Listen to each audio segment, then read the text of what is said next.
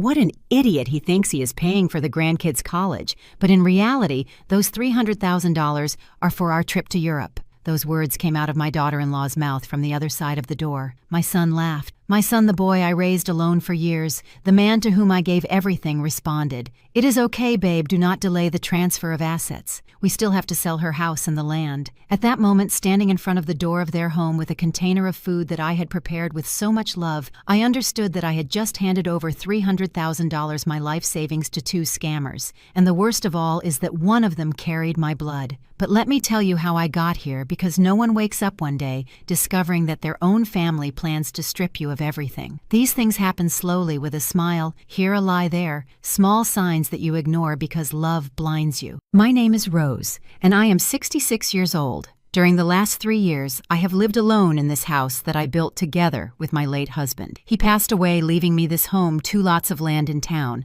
that we bought with sacrifice, and some savings that I kept for decades working as a seamstress. I was not a millionaire, but I had enough to live with dignity and help my family when they needed it. My son Michael was always the center of my universe. I raised him practically alone because my husband worked day and night to give us a better life. I sewed wedding dresses, fixed clothes, and hemmed pants until the early hours of the morning while Michael slept in the back room. Every stitch carried a dream, that he would study, that he would have opportunities, that he would never lack anything, and I achieved it. Michael graduated, got a good job, married Jessica 8 years ago, and gave me 2 beautiful grandchildren. At first, Jessica seemed like an angel fallen from the sky, sweet, attentive, always with a perfect smile and kind words. "Dear mother-in-law," she would tell me while hugging me with that expensive perfume she used. On Sundays, they came to have lunch. The children ran around the yard, and I felt complete, surrounded by the family I loved so much. I cooked their favorite dishes, baked the orange cake that Michael had loved since he was a child, and listened to their stories about work and daily problems. It was my routine, my happiness, my reason for existing after becoming a widow. But things began to change subtly, like when a fine fabric starts to fray at the edges. First came the casual comments. Jessica would look at my living room and say, "Mother-in-law, this house is so big for you alone. Do you not feel lost here? Or when I prepared food, oh, how nice. You still cook in that traditional way. I do everything in the convection oven now." Small phrases that sounded innocent but carried a hidden edge like needles hidden in cotton. Then the comparisons began. My friend Patricia's mom moved to a small apartment and says it is much more practical. She does not have to clean so much anymore. "Oh, did you know that my cousin's mother-in-law sold her big house and with that money started a business for her children? How generous, right?" Each comment was a poisoned seed planted with care in my head, making me feel that perhaps I was selfish for keeping this property, that perhaps I should do more for them. Michael also changed. The Sunday visits became bi-weekly, then monthly. When I called on the phone, his answers were short and distracted. "Yes, Mom. Uh-huh. Okay. I will call you later. I am busy. Busy." That word became his answer for everything. Busy to visit me, busy to bring the children to see me, busy to sit with me and have a coffee like we used to do. I justified everything, thinking it was normal that young people have their lives, their responsibilities, their own world. One afternoon, while I was sewing a lavender dress for a client's niece's Sweet 16, Jessica arrived without warning. She wore that smile that was already starting to seem too perfect to me, too practiced. "Mother-in-law, I need to talk to you about something important." She sat on the sofa, crossed her legs, and sighed as if she were carrying the weight of the world. "Michael and I are going through a difficult time financially. The company where he works is making cuts, and we do not know if they are going to fire him. We need to make some urgent repairs to the house because there is a leak that is ruining everything." My mother's heart squeezed. "How much do you need?" I asked without thinking twice. "About $5,000, she replied, looking down as if ashamed. The next day I went to the bank and transferred the money. She hugged me, called me her savior, and promised to return it soon. She never did. And I never asked for it because that is what mothers are for, right? To support, to help, to give without expecting anything in return. 2 months later, it was Michael who arrived with another story. They needed money for the children's school because the tuition had increased. Another $4,000 that left my account without hesitation. Then came Jessica's medical expenses, a supposed minor operation that cost $3,000 more. Then the car that broke down the credit card debts, the repair of the refrigerator. Every month, there was a new emergency, a new reason to ask me for help. I gave and gave because that is how I was taught, because I believed I was fulfilling my role as a mother and grandmother. Meanwhile, my savings began to thin out like my patience every time I called and no one answered. When I went to visit them without warning, there was always an excuse not to let me in. They were going out. They had visitors, the children were sick. The door of their house became an increasingly high wall between us. One night my neighbor Angela came to have tea with me. We had known each other for 20 years, and she was always direct with no filter. "Rose, forgive me for meddling where I am not called, but I saw your daughter-in-law the other day at the mall. She was carrying bags from very expensive stores, debuting a designer purse, and laughing with her friends while they drank coffee in that new place where a cup costs $15. I remained silent, feeling something twisting in my stomach. "Maybe she did well this month," I replied weakly. Angela looked at me with that mixture of pity and concern that you never want to see in the eyes of a friend. The days following that conversation with Angela were strange. I started to notice things I ignored before, details that my motherly love had hidden under layers of justification. When Michael finally called me after 2 weeks of silence, his voice sounded rushed and mechanical, like reading a script. "Hello, Mom. How are you?" "Everything is fine over here. The kids send their greetings. Hey, I have to hang up. We are leaving. Leaving. Always leaving, always busy, always in a hurry to end the call with me." I tried to visit them one Sunday like in the old days. I prepared that orange cake that Michael liked so much. I put on my pearl-colored dress, which made me feel presentable, and I rang the doorbell of their house with a smile on my face.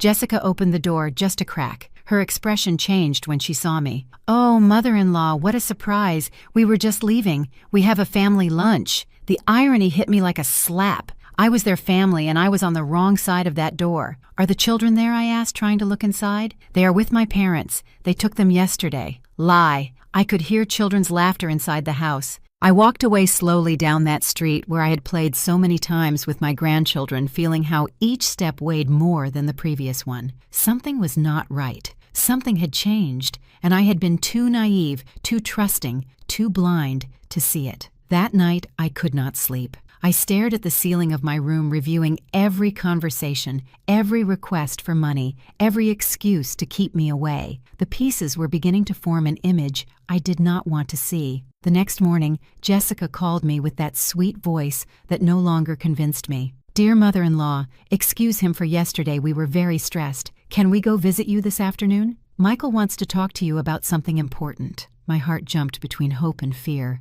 Maybe they had realized their coldness. Maybe they were coming to apologize, to reconnect. How foolish I was to think that. They arrived at 4 in the afternoon. Michael carried a folder under his arm, and that forced smile I had seen lately. Jessica wore an ivory dress that must have cost more than $300, new shoes, and that perfume that impregnated everything in its path. They sat in my living room, rejected the coffee I offered, and Michael opened the folder on the table. "Mom, we need to talk about something serious. It is about the children's future." His tone was grave and prepared. "Times are changing and education is getting more expensive. We want to ensure that the children have the best education possible, that they can go to college and have opportunities that we did not have." I nodded, not yet understanding where all this was going. "We have been researching and found an incredible opportunity. There is an educational investment trust that guarantees full payment of college for both children, including master's degrees if they wish." Jessica leaned forward. Her eyes shone in a way that I now recognize as greed, disguised as maternal concern. "It is a unique investment, mother-in-law. It is only available this month, and we need to act fast. Other grandparents are already securing their grandchildren's future. You have always said they are your priority, right? How much does it cost?" I asked, feeling my throat close up. Michael took some papers out of the folder, documents full of numbers and small print that I could barely read without my glasses. $300,000. I know it sounds like a lot, but think about it. "Mom, it is your grandchildren's future. It is the peace of mind of knowing that they will have guaranteed education, that they will never lack that opportunity. You have those savings that Dad left that you have kept all these years. What better use could you give them than to ensure the education of your own grandchildren?" The world stopped for a moment. $300,000. Practically everything I had saved. The result of 35 years of work, of sleepless nights, sowing of sacrifices of every dollar saved with discipline. My husband and I had dreamed of that money as our safety cushion, the inheritance I would one day leave to Michael, the backup for any medical emergency in my old age. "It is a lot of money," I murmured. Jessica immediately took my hand with that rehearsed softness. "We know, mother-in-law, and believe me, we would not ask you this if it were not absolutely necessary, if it were not for the good of your grandchildren. Think of them, of their future. You have this house, you have the land, you will not lack anything, and we will be here to take care of you always. We are your family." Michael nodded. His expression was serious, almost urgent. "Mom, this opportunity closes in 3 days. Afterward, it will no longer be available, and we will lose the chance to secure all this. The children will thank you all their lives. You are going to be the grandmother who gave them the opportunity to succeed, to not have to worry about paying for expensive universities." I looked at my son, that man who had grown up before my eyes, and I wanted to see the boy who used to hug me and tell me I was the best mom in the world. I wanted to believe that this was real, that they were genuinely thinking about the welfare of my grandchildren. "Can I see the documents calmly?" I asked. Michael's expression changed subtly. A flash of impatience crossed his face. "Sure, Mom, but remember that time is running out. We cannot lose this opportunity over unnecessary doubts." That night I tried to read the documents. They were pages and pages of legal terms that I did not fully understand. I called Robert, a lawyer friend of the family who had helped my husband in life. "Robert, could you check something for me?" I explained the situation over the phone. There was a long silence on the other end. "Rose is your son, asking you for $300,000 for an educational trust. Can you send me the documents by photo?" I took pictures of every page and sent them to him by text. 20 minutes later, Robert called me. His voice sounded worried. "Rose, these documents are very generic. They do not clearly specify the institution. There are no real guarantees. The clauses are vague. I recommend that you do not do anything hasty. Give me a few days to investigate further." But I did not have days. Michael had been clear. 3 days, or the opportunity was lost. The next morning, Michael arrived early at my house. He came alone this time. "Did you think about it, Mom? We need to make the transfer today." His tone was drier, less affectionate. "Robert is reviewing the documents," I told him. His face tensed up. "Robert, why did you involve Robert in this?" "It is a family matter." "Mom, do you not trust me? Do you not trust your own son?" His words pierced me like knives. Guilt began to climb up my chest. What kind of mother was I to doubt my son? "It is not that I do not trust you, Michael. It is just that it is a lot of money and I want to be sure." He got up from the armchair abruptly. "You know what, Mom? Forget it. If you do not trust us, if you prefer to listen to strangers rather than your own family, then you do not deserve to be part of this. The children will grow up knowing that their grandmother could help them and decided to be selfish." Selfish. That word echoed in my head for hours after he left, slamming the door. I spent that whole night awake, tossing and turning in bed, while the word selfish resonated in my mind like an endless echo. Was I selfish for wanting to protect my life savings? Was I selfish for asking for advice before handing over $300,000? Guilt was eating me alive. I thought of my grandchildren, of their innocent faces, of everything they deserved. If I did not help them, who would? Michael was right about something. I had this house, I had the land. I was not going to starve. But something inside me, a little voice I tried to ignore, told me that something was not right. At 7 a.m., my phone rang. It was Jessica. "Good morning, mother-in-law. Excuse me for calling you so early, but I need to talk to you. Michael is very hurt. Last night he could not sleep thinking that you distrust him. As a mother, you must understand what it means when your own mom does not believe in you." Her voice sounded soft, almost maternal, but there was something calculated in every word. "I come from a very united family, where we all support each other without hesitation. My grandmother always said that family comes first, that money comes and goes, but blood remains." I felt small, ashamed. "It is not that I distrust," I tried to explain. "It is just that Robert advised me." Jessica interrupted me with a sigh. "Robert is a stranger, mother-in-law. We are your family. Besides, does it not seem suspicious to you that a lawyer tells you not to invest in your grandchildren's education? Maybe he has other interests. You know how these professionals are always looking to charge for their services." Her words sowed doubts about Robert, about my own instincts, about everything. "Think about it carefully," continued Jessica. "This opportunity closes tomorrow. If we lose it, your grandchildren are going to have to go into debt all their lives to be able to study. They are going to work paying student loans for decades. Is that what you want for them? You have the power to change their lives right now." I hung up, feeling dizzy, confused. trapped between the love for my grandchildren and that sense of alarm I could not silence. I looked around my living room, the photos of Michael on the wall from when he was a baby to his wedding, the images of my grandchildren on their birthdays. This was my family. This was the people I had raised, fed, loved unconditionally. How could I doubt them? That afternoon, I called Michael. "It is okay, son. I will make the transfer." The silence on the other side lasted a few eternal seconds. Then his voice sounded relieved, almost exalted. "Thank you, Mom. Thank you. You are not going to regret it. The children are going to be so grateful. I am going there right now to help you with the process." In less than 30 minutes, he was at my door with his laptop and all the documents. We sat in the dining room where we had shared family lunches so many times. Michael opened his computer and started guiding me step by step. "First, you need to enter your online banking." His fingers moved fast over the keyboard. "Give me your username and password to speed this up." Something in me resisted. "I prefer to do it myself," I said, taking the laptop. I saw a flash of annoyance in his eyes, but he nodded. I entered my bank account and saw the number that had cost me so much to accumulate, $305,000. There was the result of 35 years of early mornings, needles in my fingers, eyes tired from sewing under dim light, every sacrifice converted into numbers on a screen. Michael dictated a bank account number for me to make the transfer. "Whose account is this?" I asked. "It is the investment trust's account, Mom. That is how it works. They receive the money and then send you all the official documentation." My hands were trembling over the keyboard.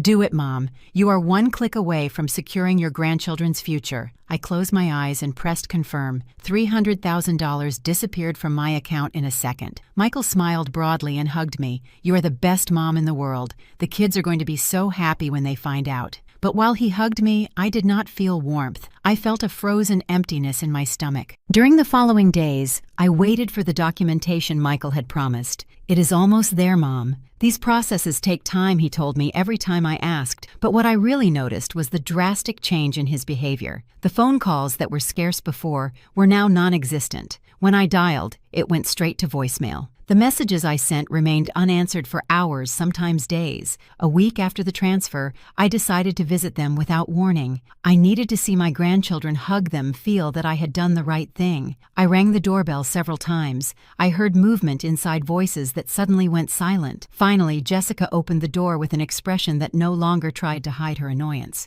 "Mother-in-law, it is not a good time. The children are doing homework and cannot be distracted. I just want to say hello to them for 5 minutes," I pleaded. "Not today. Maybe another day. We will let you know." And she closed the door in my face. I stood there feeling the tears starting to burn my eyes. Something was terribly wrong. I knew it in every fiber of my being, but it was already too late. The money was gone. I walked back home slowly. Every step weighed on me as if I were carrying stones. Angela saw me from her window and came out to meet me. "Rose, are you okay? You look pale." I could not contain myself anymore and told her everything. The transfer, the promises, the constant rejection. Angela hugged me while I cried on her shoulder. "Oh, my friend, I have to tell you something I did not want to mention before." My heart stopped. I saw Jessica 2 days ago at a travel agency downtown. She was with Michael looking at packages for Europe. I heard when she told the people they wanted something exclusive, luxury, for 2 people for 3 months. Europe, 3 months. Luxury. The pieces began to fit together in a horrible way, but they said it was for the children's university, I murmured. Angela looked at me with sadness. "Rose,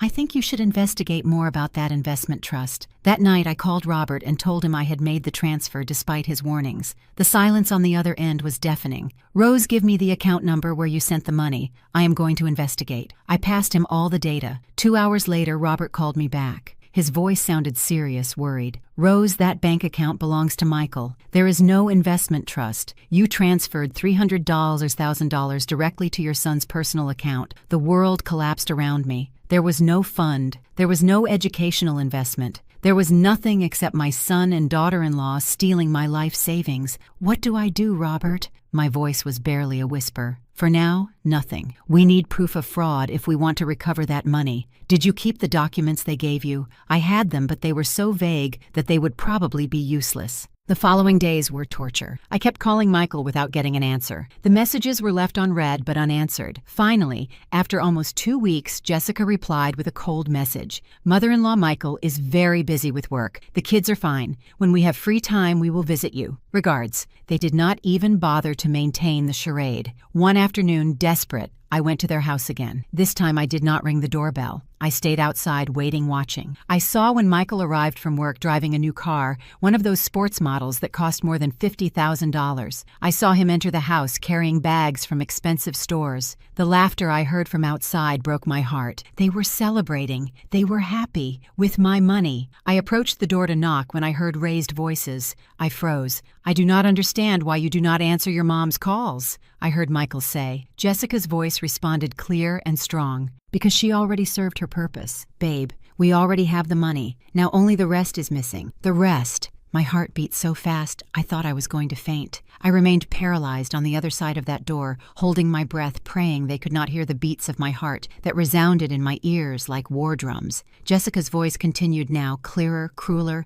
"What an idiot he thinks he is paying for the grandkids' college, but in reality those $300,000 are for our trip to Europe." I heard my son's laughter. My son. The boy I nursed, raised, loved with every cell of my body. His laughter was genuine, amused, as if he had just heard the best joke in the world. "It is okay, babe. Do not delay the transfer of assets. We still have to sell her house and the land." Michael replied with a lightness that pierced me like a rusty knife. My mind tried to process what I was listening to, but it was as if the words arrived in a foreign language. "Transfer of assets. Sell my house. The land my husband and I bought with decades of effort. I already spoke to the lawyer." Michael continued. "He told me the easiest thing is to convince her to donate everything to us while alive. That way we avoid inheritance taxes and can sell everything faster. With what we get from the house and the land, plus the $300,000, we are going to have more than $500,000. Imagine Jessica, $500,000. We can buy that beach house you like, travel live well." Jessica let out a loud laugh. "Your mom is so naive that she will believe anything we tell her. We can tell her we want to invest in a family business, that we need the properties as collateral for a loan.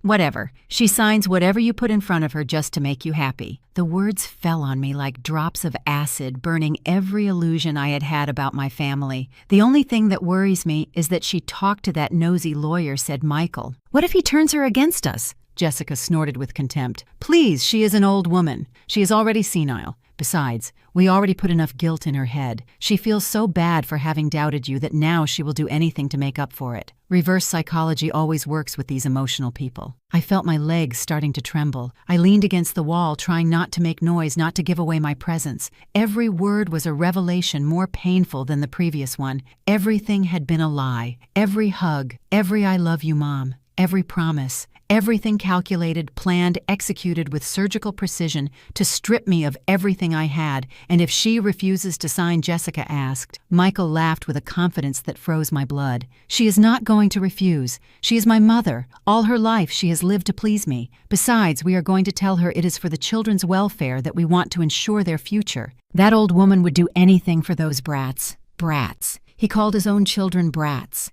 The grandchildren she supposedly loved so much. Perfect. The next week, we tell her that the education trust documentation arrived, and while we are at it, we bring her the donation papers. We do everything the same day, so she does not have time to think too much. Jessica planned with a coldness that made me understand this woman was the true brain behind everything. "You are brilliant, babe. That is why I love you," Michael said. I heard sounds of kisses, complicit laughter. Meanwhile, I was on the other side of the door, with my heart shattered into 1,000 pieces, still holding the container with the food I had prepared for them. Food made with love for people who saw me as a source of money, as an obstacle between them and wealth. I do not know how long I stood there in shock, processing the magnitude of the betrayal. Finally, my legs reacted, and I started walking backward, moving away from that door, from that house, from that life I thought I had. I walked down the porch stairs, carefully feeling that at any moment I was going to crumble. I reached the street and kept walking aimlessly, tears running down my cheeks uncontrollably. I do not remember how I got to Angela's house.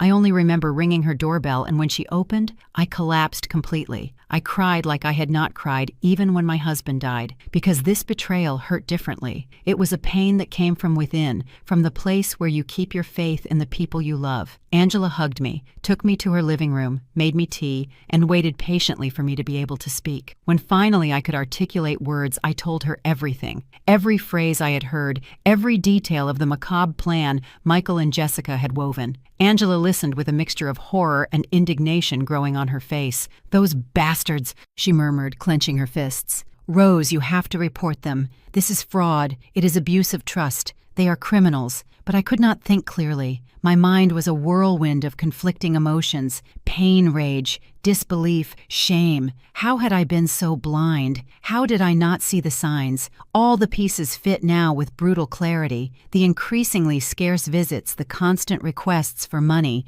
the artificial urgency, the emotional manipulation. I had been the perfect victim, a loving, generous, trusting, and lonely mother. "You need to call Robert right now," insisted Angela. "You need to protect what you have left before they execute the next step of their plan." She was right. If I did not act fast, I was going to lose everything. My house, my land, my dignity. Robert answered on the second ring. I explained between sobs what I had heard. The silence that followed was so heavy I thought the call had been cut off. "Rose, this is very serious," Robert finally said with a serious voice. "What you are describing to me is a clear case of fraud and conspiracy, but we need concrete proof. Do you have any way to record those conversations? I had nothing. It was my word against theirs. Tomorrow, first thing, come to my office. We are going to take immediate legal measures to protect your properties. I am going to put a legal lock on the house and the land so that no one can do anything with them without your physical presence and mine." That night, I did not sleep. I stayed sitting in Angela's armchair, staring into the void,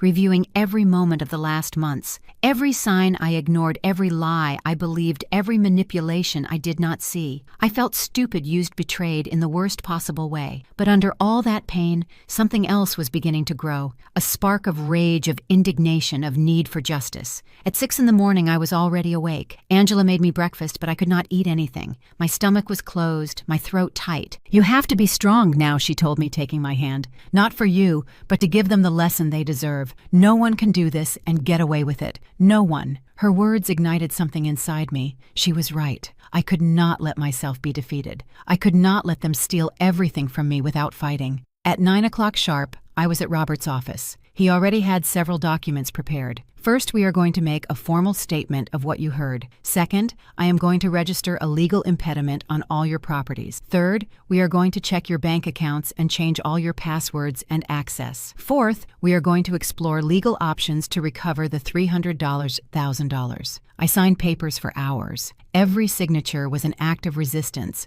a refusal to be the passive victim they expected. Robert was clear with me. Recovering the money is going to be difficult. They can claim it was a gift, a voluntary donation. But if we manage to prove fraud through deceit, we have a chance. The most important thing now is that you protect what you have left. I left that office feeling different. I was still hurt, still betrayed, but I no longer felt powerless. I had a plan, I had legal protection, and I had something more important. I had clarity about who the people I called family really were. During the next 3 days, I dedicated myself to preparing for what was coming. Robert explained to me that we needed solid evidence if we wanted to have any chance of recovering my money and preventing Michael and Jessica from continuing with their plan. What you heard is enough to alert us. But in a court, we need something tangible, audio, messages, documents, something that proves without a doubt that there was an intent to deceive you. He explained while we reviewed options. Angela, who had become my accomplice and unconditional support, had an idea. "Rose, what if you make them talk again,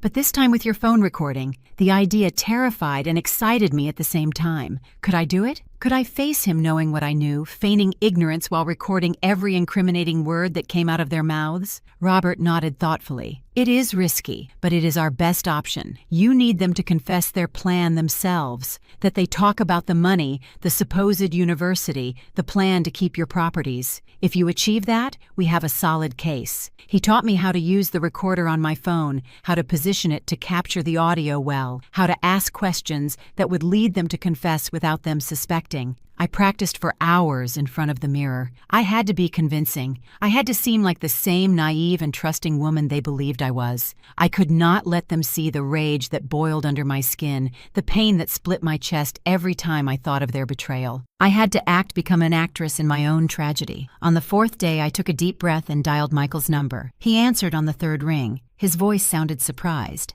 "Mom, what happened?" I swallowed saliva and forced my voice to sound shaky, vulnerable. "Son, I need to see you. I am very worried. Weeks have passed and I have not received any document from that educational trust. Also, the bank called me asking about the large transfer I made. I am scared. I heard Michael consulting something with someone on the other side. Surely, Jessica. Relax, Mom. It is normal for the bank to ask those questions for security, and the documents are almost ready. I had told you. Why do you not come tomorrow to the house and we talk calmly? Jessica prepared that tres leches dessert you like so much. The change in his tone was chilling. From cold and distant, he had gone to warm and welcoming in seconds. Pure acting. Tomorrow, at what time, I asked. At 3 in the afternoon is perfect. The children are going to be in their activities, so we can talk quietly as adults. Perfect. No innocent witnesses. I will be their son. Thank you. I hung up and looked at Angela, who had been listening to the whole conversation. You did very well, she told me, squeezing my hand. Now only the hard part is missing. That night I could not sleep again. I reviewed over and over again what I was going to do.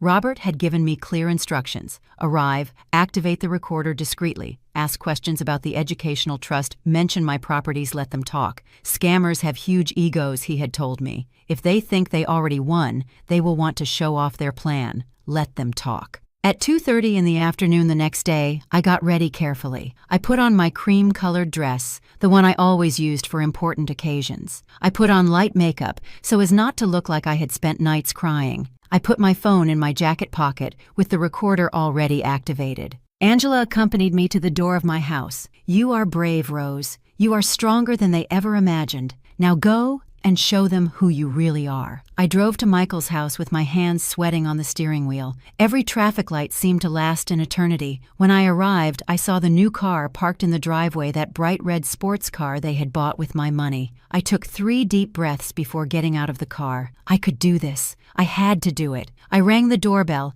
and Jessica opened with a huge, false, perfectly calculated smile. Dear mother-in-law, how good that you came. Come in. Come in. She hugged me, and her expensive perfume made me dizzy. Everything about her screamed luxury. The new watch on her wrist, the diamond earrings, the silk blouse, all paid for with the savings I had accumulated sewing for decades. Michael was sitting in the living room, relaxed, with a glass of wine in his hand. Hello, Mom. Sit down. Make yourself comfortable. I sat in the armchair in front of them, positioning myself so that the phone in my pocket could capture the audio well. Jessica brought coffee and that tres leches dessert Michael mentioned. The smell turned my stomach, but I smiled and accepted a piece. Well, Mom, I know you are worried about the education trust documents, began Michael with a reassuring tone. The truth is that there is a small administrative delay, but nothing to worry about. Everything is in order. I nodded, playing my role. It is just that almost 3 weeks have passed, son, and it was so much money. $300,000.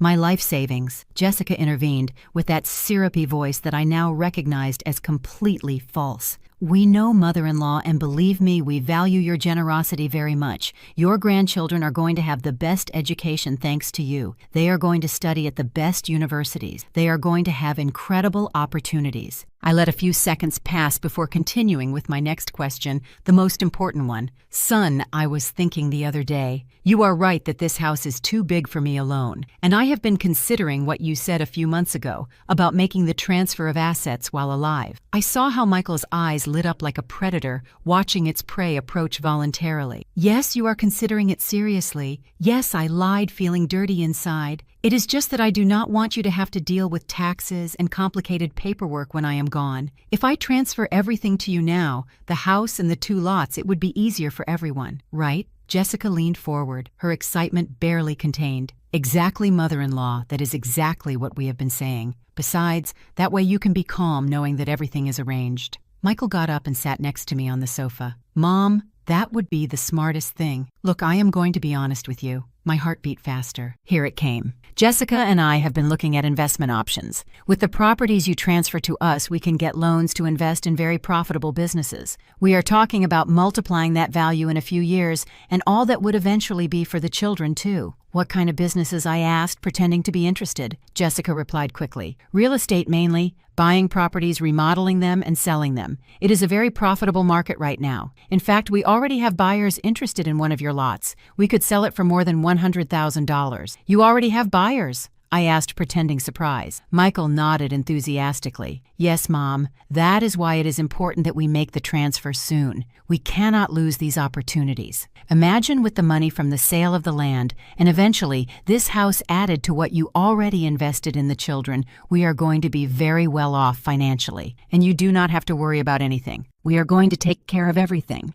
And where would I live if we sell the house? I asked with a small voice. Jessica took my hand with that falseness that made me want to scream. Oh, mother-in-law, do not worry about that. We can get you a small, comfortable apartment, something modern, easy to maintain, or you could even live with us for a season while we find something perfect for you. Michael continued. Besides, Mom, let's be realistic. This house needs many repairs. The roof, the plumbing, the floors. It is going to require a big investment soon. It is better to sell it now that it is in relatively good condition and get a good price. We take care of the whole process. You just have to sign the papers. And the documents for the education trust, I insisted I needed everything recorded. Michael exchanged a quick glance with Jessica before answering. Well, Mom, being completely honest with you, we are using that money in a smarter way than we initially thought. My stomach contracted, but I kept my expression neutral, expectant. What do you mean? Son Jessica made herself comfortable in the armchair, crossed her legs, and with a smile that tried to be reassuring, explained. You see, mother-in-law, after analyzing the options well, we realized that investing that money directly in the children's education was not the most profitable. The children are still small, it is years until college. So we decided to use those $300,000 for investments that generate more money. So when the time comes to pay for college, we are going to have much more than the original $300,000. Exactly, added Michael with enthusiasm, completely oblivious that every word was being recorded on my phone. For example, we are planning a business trip to Europe. We are going to be 3 months visiting possible business partners, exploring markets, making important contacts. It is an investment in our professional future that will eventually benefit the whole family, including the children. It was hard for me to keep a straight face. Business trip. 3 months in Europe. They really believed that I was so stupid that I would swallow any lie they told me. Sounds interesting, I said with a trembling voice. And when do you plan to take that trip? Jessica practically glowed with excitement. In 2 months. We are already making the reservations. We are going to Paris, Rome, Barcelona, London. They are key cities for the businesses we want to develop. Michael got up and went to look for something in his study. He returned with a folder. In fact, Mom, taking advantage that you are here, I brought you the property transfer documents. If you sign them today, we can start the process immediately and have everything ready before our trip. He opened the folder and took out several papers. Look, here is the donation deed for the house. Here is the one for the 2 lots. We just need your signatures, and we are going to take them to the notary tomorrow ourselves. I took the documents with trembling hands. This time the trembling was real. There it was, everything in black and white, the complete transfer of my properties to Michael's name. If I signed those papers, I would be left with nothing. Without a house, without land, without savings, without family. I would be a 66-year-old woman completely helpless thanks to the greed of her own son. It is a lot to process, I said, leaving the papers on the table. Jessica tensed slightly. What is there to process, mother-in-law? It is simple. You sign, we take care of everything, and you live calmly, knowing that you are securing your family's future. There was a note of impatience in her voice that she could not hide completely. It is just that it is my house, I said with a broken voice, and this time I was not acting. It really hurt me. The house where I lived with my husband for 30 years, where I raised Michael, where all my memories are. Michael sighed with exaggerated patience, as if he were dealing with a capricious child. Mom, I understand there is sentimental value, but you have to be practical. Memories are in your heart, not on the walls. And think about your grandchildren. Do you not want them to have a better future? Always the grandchildren. They always use those innocent children as a shield for their greed. Of course I want the best for them, I replied. It is just that I need time to think about it. To talk to Robert, maybe have him explain the legal and tax implications well. The reaction was immediate. Michael's face hardened. Again with Robert. Mom, that man does not have your best interests in mind. Lawyers only want to charge you for expensive consultations. Jessica intervened with more harshness than she had shown until now. Mother-in-law, with all due respect, you already gave us $300,000 without consulting anyone. Why do you want to talk to lawyers now? Do you not trust us anymore? Because if so, maybe you should tell us clearly." Her mask of a sweet daughter-in-law was starting to crack. "It is not that I hurried to say keeping my role as an insecure and easily manipulated woman. I just want to be sure that everything is done correctly. It is just that the bank scared me when they called. They asked me so many questions about the transfer. They said it was unusual to transfer so much money at once. They even asked me if someone was forcing me to do it." I saw how Michael and Jessica exchanged worried looks. "What did you tell them?" Michael asked with a sharper tone. "I told them the truth, that it was for my grandchildren's education." "Did I do wrong?" He breathed a sigh of relief. "No, you did not do wrong. It is just that banks are very meticulous now with large transfers. But do not worry, everything is in order. They do not have to keep bothering you." I decided to press a little more. I needed more recorded confessions. "Son, when exactly am I going to see the documents for the educational trust?" "It is just that almost a month has passed and nothing." Michael ran his hand through his hair, a gesture of frustration he had done since he was a child when confronted. "Mom, I already explained to you that we are using that money differently. There are no educational trust documents because we decided to invest directly in businesses. It is better this way, believe me. But you told me it was specifically for a fund that guaranteed the children's college." I insisted with a soft but firm voice. "You showed me papers, figures. You said it was a unique opportunity that closed in 3 days." Jessica let out a nervous laugh. "Well, mother-in-law, things change. Plans adapt. The important thing is that money is being well used for everyone's benefit." "Where exactly is that money now?" I asked, looking him directly in the eyes. Michael shifted uncomfortably in his seat. "It is in investments. Mom, in accounts and reservations for the business trip, in down payments for opportunities we are exploring. It is working for us, generating more value. Is that not what you wanted? That the grandchildren had a secured future?" I stood up slowly from the armchair, feeling how every muscle in my body was tense. "I need to go to the bathroom," I said. "Excuse me a moment." Jessica pointed down the hall. "Sure, mother-in-law, you know where it is." I walked to the bathroom, locked the door, and looked at myself in the mirror. My eyes were red, my face pale, but I had achieved what I came to do. I had the confession. I had the proof. I checked my phone discreetly. The recording was still active. I had captured everything. Their own voices admitting that there was no educational trust, that the money was being used for them, that they planned to sell my properties, that everything had been an elaborate lie. I took a deep breath, threw water on my face, and returned to the living room. "You know what, son," I said with a firmer voice than I had used all afternoon. "I think you are right. I am going to sign the papers." Both of their eyes lit up like Christmas trees. "Seriously, Mom?" Michael practically jumped from the armchair. "Yes, but let me take them home to read them calmly tonight.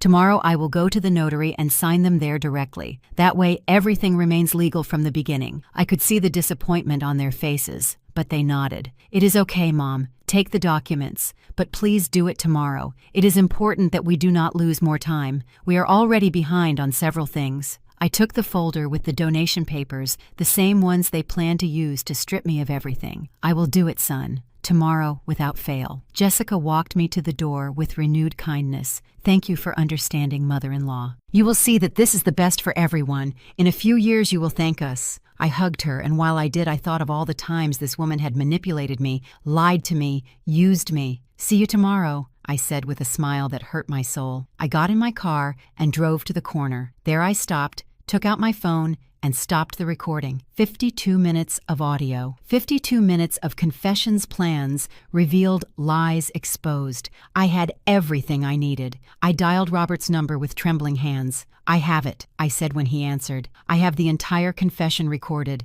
Excellent work. Rose, come to my office right now. We are going to listen to that recording and plan the next steps. This is over for them." I drove to his office, feeling a strange mixture of triumph and pain. I had obtained the evidence. I had protected my assets. But the price had been confirming that my son, the person I loved most in the world, was a scammer with no conscience willing to leave me on the street. Angela was waiting for me at Robert's office. When I entered, she hugged me tight. "You did it, my friend. You were so brave." Robert ushered us in, and for the next 2 hours, we listened to the entire recording. Every word was like a dagger, but they were necessary daggers. It was the truth in its rawest and most painful form. "This is pure gold in legal terms," said Robert with satisfaction. "We have admission of fraud conspiracy to strip you of your assets. Confession that no educational trust existed. With this, we can file criminal charges if you want, and we can definitely sue for the return of the money." "Criminal charges?" I repeated, feeling my voice break. One thing was to protect myself, recover my money, prevent them from stealing more. Another very different thing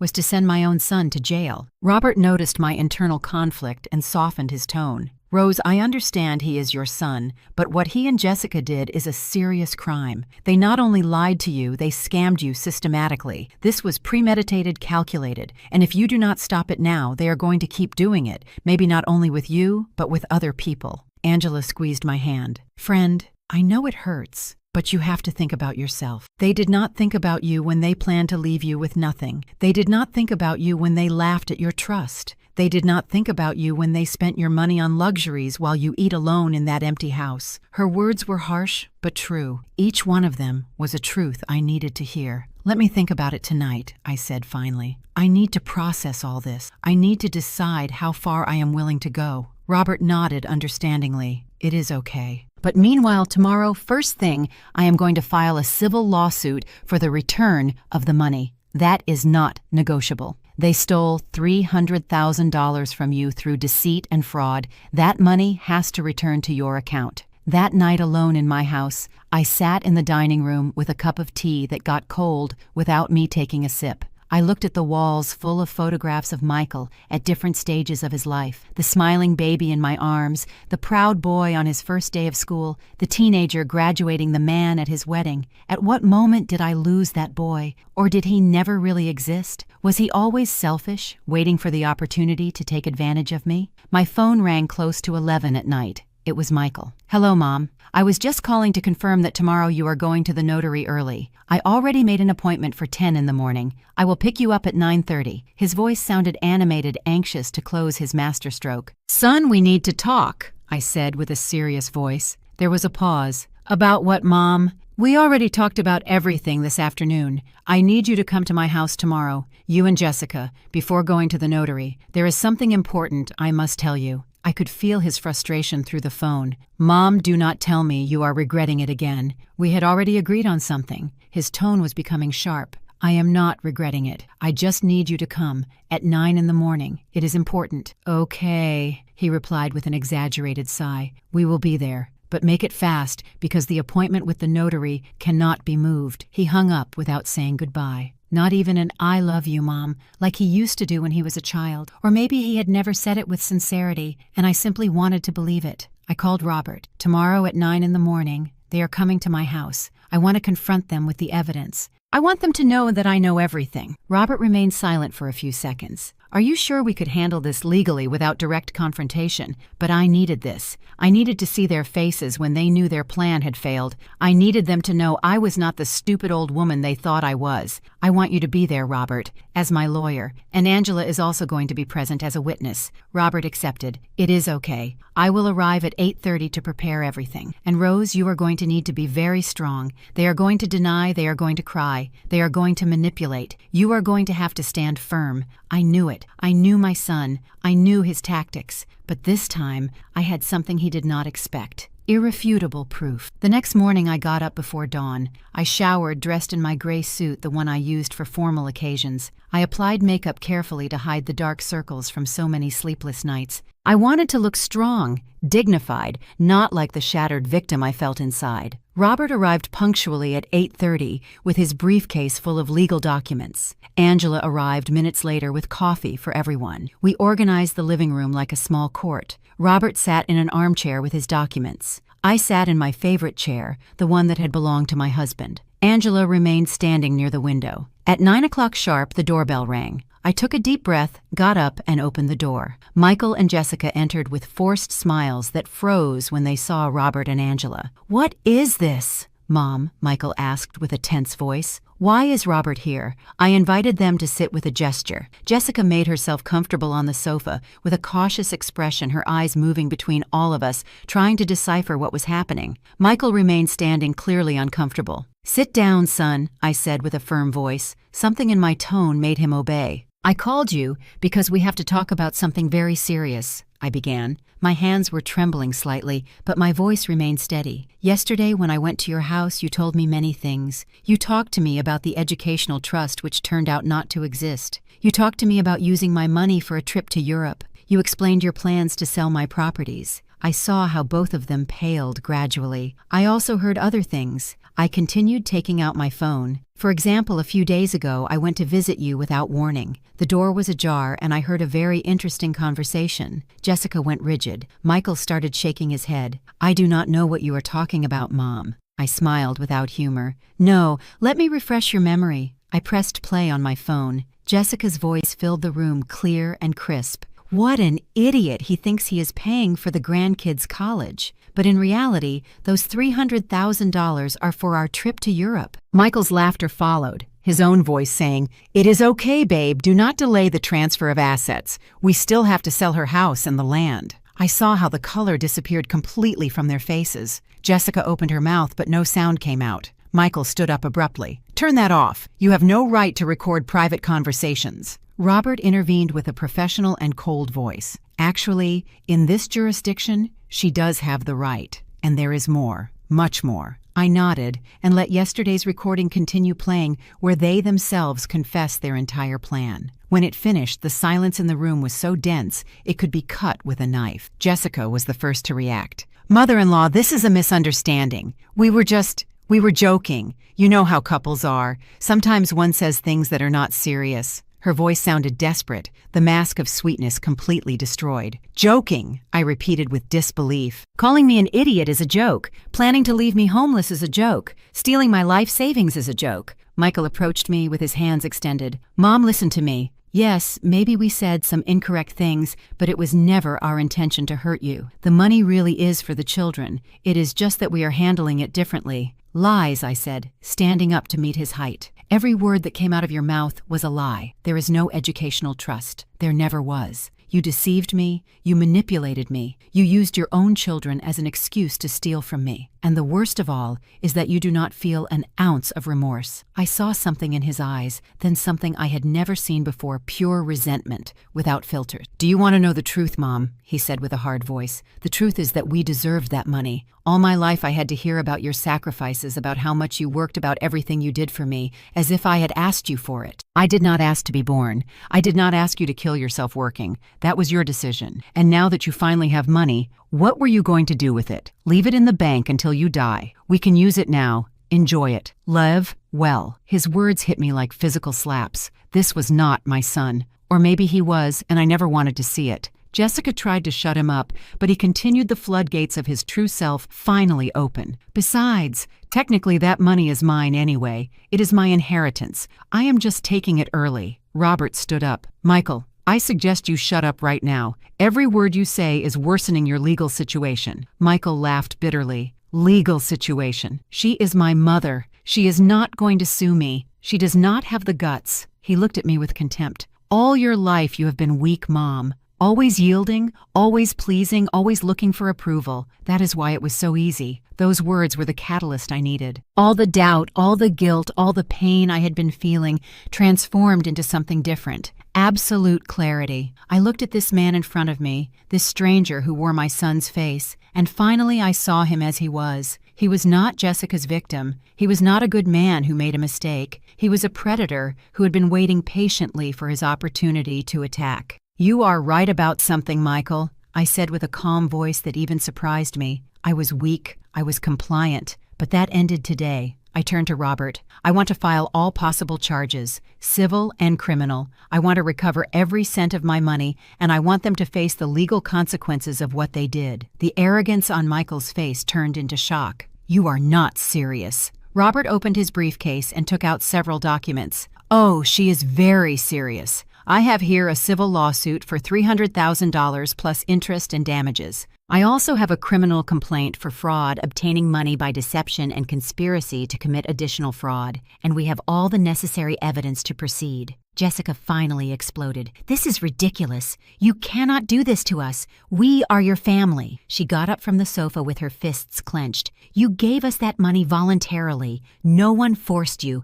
There is no fraud here." Angela, who had remained silent until now, intervened. "You forced her with lies. You told her it was for her grandchildren's education. That is fraud by definition." Besides, continued Robert, taking out more papers, "we have the recording where you yourselves admit that there was no educational trust that you planned to use the money for yourselves and that you also conspired to strip Rose of her properties through more deception. This is not a difficult case to prove. It is quite simple, actually. Michael approached me with an expression that tried to be pleading but could not hide the underlying rage. "Mom, do not do this. Think about the children. Do you want your grandchildren to grow up knowing that their grandmother put their father in jail? He was using those children once again as a shield. Your children will grow up," I replied with a firm voice. "And someday I am going to tell them the truth about what their parents tried to do to me. And they are going to understand that defending your dignity is not a crime. Stealing from your own mother is." Jessica changed tactics. Her eyes filled with instant tears. "Mother-in-law, please. We made a mistake. We admit it, but we can fix it. We can return the money. Everything. Just give us time." Robert shook his head. "It is too late for that. You already spent a large part of the money. The new $50,000 car, the reservations for Europe that cost another $30,000, the designer clothes, the jewelry. Where are you going to get $300,000 to return?" "We can sell the car," said Michael, desperate. "We can cancel the trip. We can make payments. Please, Mom, do not destroy your own family for money." I laughed without humor. "I destroy my family. You destroyed this family the day you decided to view me as a source of money instead of as a human being who loved you. You turned me into your victim. I am just defending myself." Robert began to explain the legal process. "Rose will file the civil lawsuit today. The judge will issue an order freezing all your accounts until the case is resolved. We will also request the seizure of the car and any other asset bought with the defrauded money. As for the criminal charges, that depends on whether Rose decides to proceed. But I warn you that with the evidence we have, a conviction is practically certain." Freezing accounts. Jessica paled even more. "You cannot do that. We have expenses, commitments, the children." Angela interrupted her coldly. "You should have thought about your children before stealing from their grandmother. You should have thought about the consequences before planning to leave her with nothing. Actions have consequences." Jessica welcomed to reality. Michael looked around like a cornered animal looking for an exit that did not exist. Okay.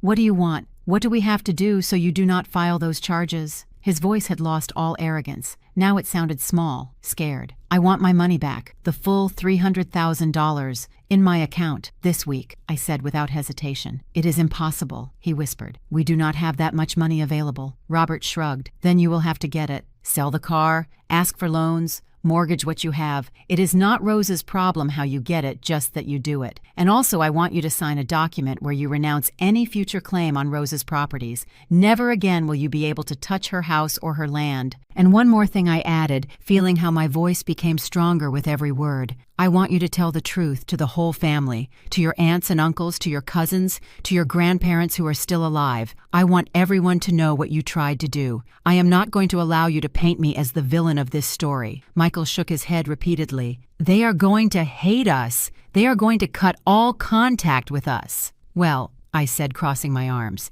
"then you will know how it feels to be rejected by your own family. Maybe that will give you perspective." Jessica dropped onto the sofa crying now, without control, but I no longer felt compassion. I had seen her true face. These tears were just another manipulation, another desperate attempt to move me. It was not going to work. Robert continued with the details. "You have until Friday to deposit the $300,000 in Rose's account. If you do not do it, we will proceed with all charges Monday, first thing. The car will be seized tomorrow as part of the evidence of fraud. The reservations for Europe obviously remain canceled. And you are going to sign the rights waiver documents today before leaving here. How are we going to get $300,000 in 3 days?" yelled Michael with desperation. "I do not know, and I do not care," I replied with a coldness I did not know I possessed. "Maybe ask for help from Jessica's parents, those who are supposedly so united and generous. Or maybe get a loan, or maybe sell things. What you do is your problem. My only problem is recovering what is mine."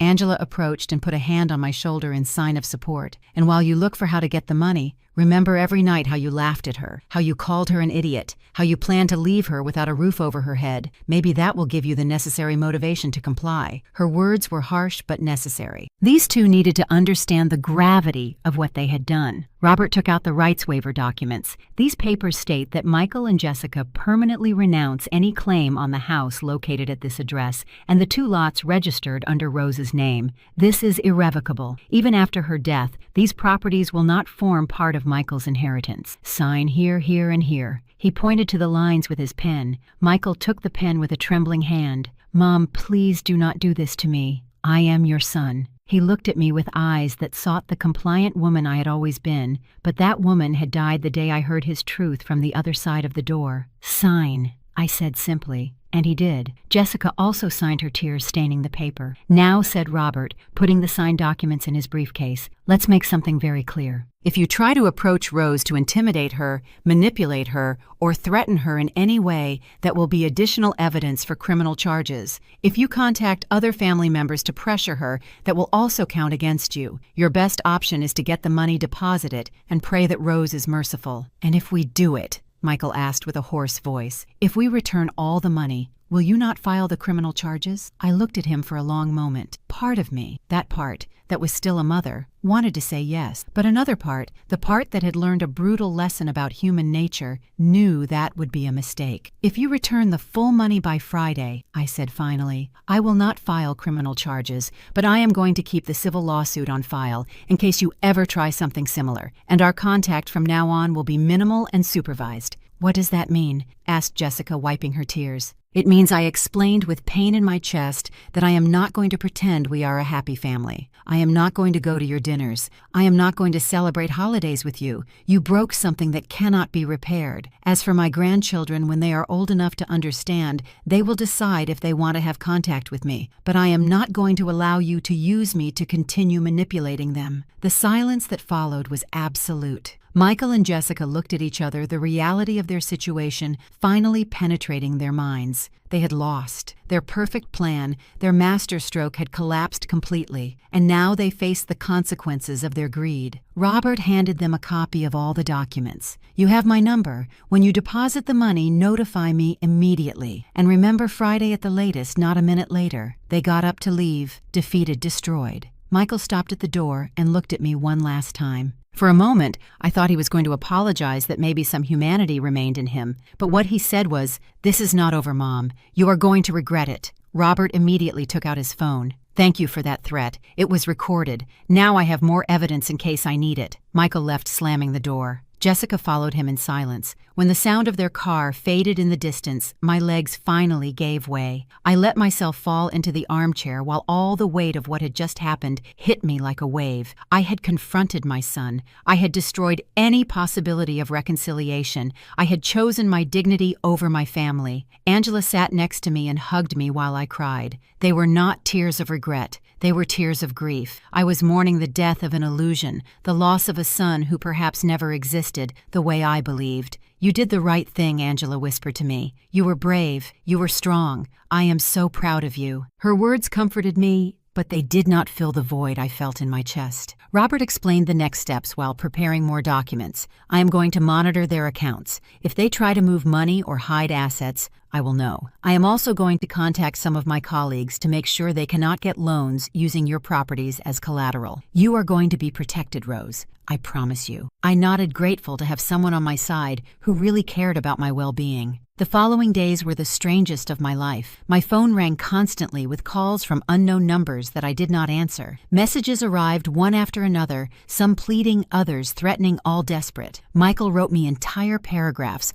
alternating between empty apologies and accusations of being a cruel mother. Jessica sent me photos of my grandchildren with manipulative messages. "They ask for you. You are breaking their hearts." But I stood firm. Every time I felt my resolution wavering, I listened to the recordings again. I listened to their laughter, their contempt, their plans to leave me with nothing. And I remembered that it was not me who had broken this family. It was them. Angela stayed with me those days, ensuring that I ate, that I slept, that I was not alone with my destructive thoughts. Wednesday night, Robert called me with news. Michael is asking for loans everywhere. He contacted 3 different banks. All rejected him when they saw his financial situation. He also tried to sell the car, but since it is seized, he cannot. He is desperate. There was a satisfaction in his voice that normally would have seemed inappropriate to me, but now I understood. Justice sometimes feels good. Thursday afternoon, my phone rang with a number I recognized, Jessica's mother. I hesitated before answering, but finally I did.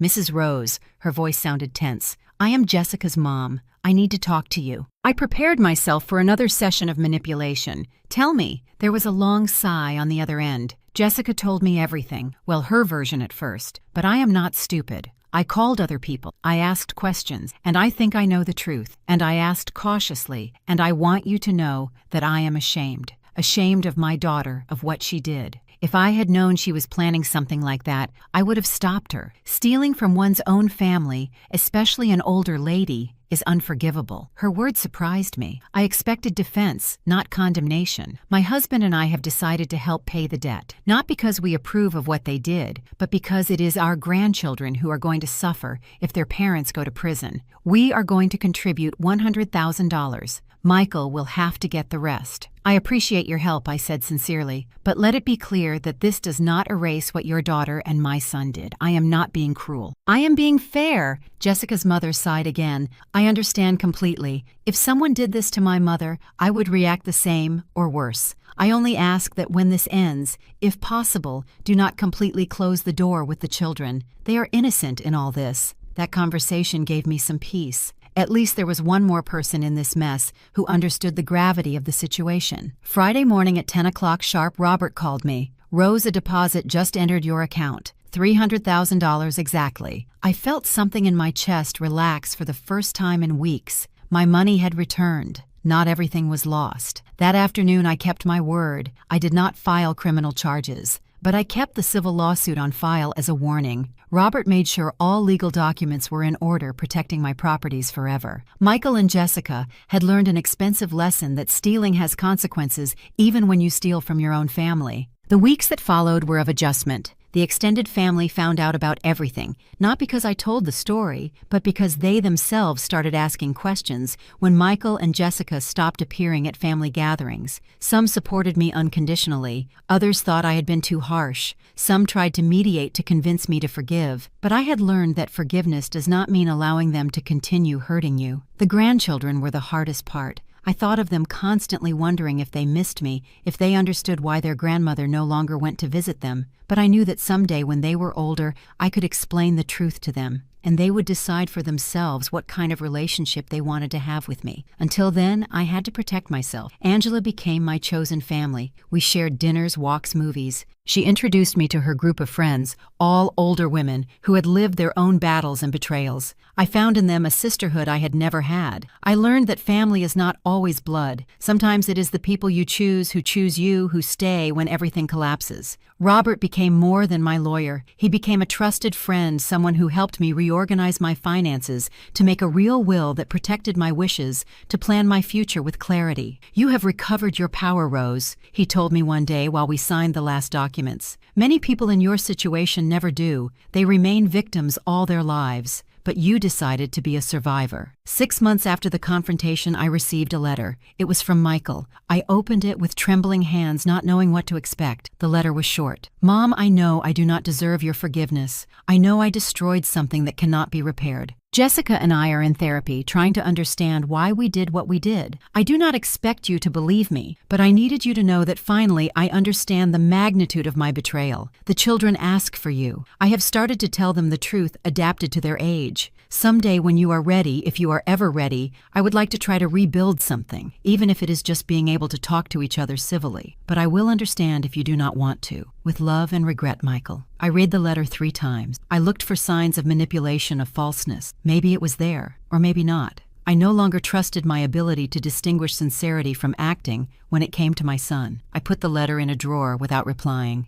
Maybe someday I would be ready. Maybe I never would be. And that was okay. What I did know was this. I had recovered my dignity. I had protected my heritage. I had shown that even at 66 years old, even after being betrayed by the person I loved most in the world, I still had the strength to get up and fight. I had become my own heroine, and that I discovered was more valuable than any forced reconciliation. I sat on the patio of my house, the house I had been about to lose, surrounded by the plants my husband had planted years ago. The sun was setting, painting the sky in shades of orange and pink. I took a sip of my tea and smiled. It was a small smile, still touched by sadness, but it was real. I had survived. I had won, and my future, for the first time in a long time, belonged completely to me. If my story serves for something, let it serve to remind all mothers, grandmothers, women who give everything for their families. Your generosity should not be confused with weakness.